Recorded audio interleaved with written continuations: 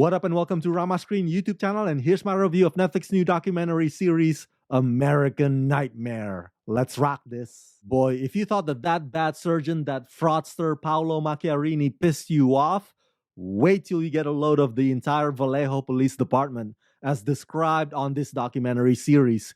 You're gonna be so mad at them, your head will spin. You've heard of this case before, right? Back in 2015, it was dubbed the Gone Girl case because it bared uncanny similarity to that David Fincher's popular movie Gone Girl. Well, if you've been living under a rock all this time, this docu chronicles all about it, down to the very last details.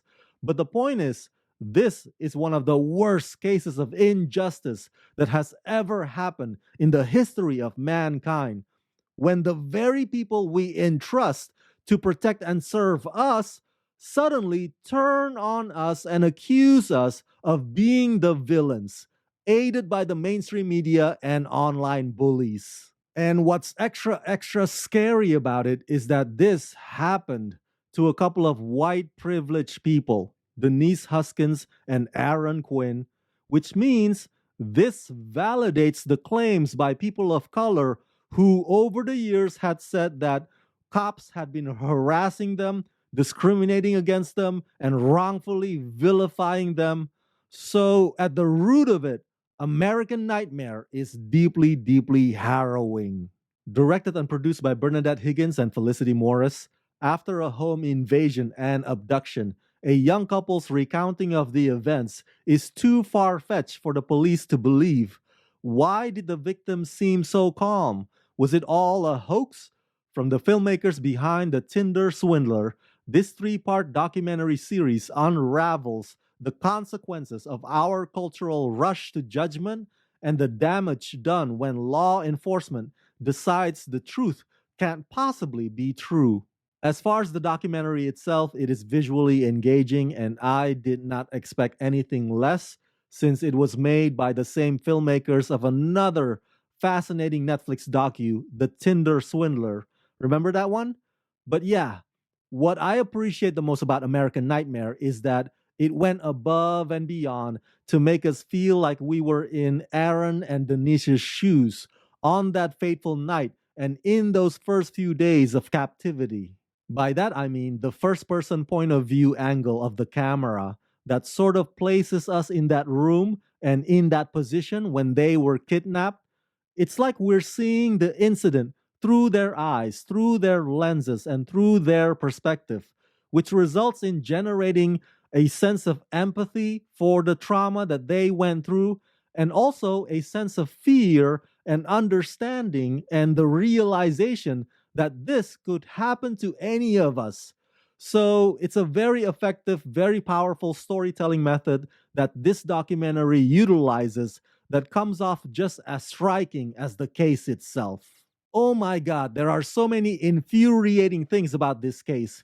But what takes the cake is how dare, I repeat, how dare the Vallejo Police Department uses a Hollywood movie, a freaking movie, a make-believe pretend movie to justify their laziness. Instead of doing actual detective work and instead of following the leads, they're just like, haven't you seen the film Gone Girl? But that's just a movie, man. While this is real life. What happened to Denise and Aaron is real life.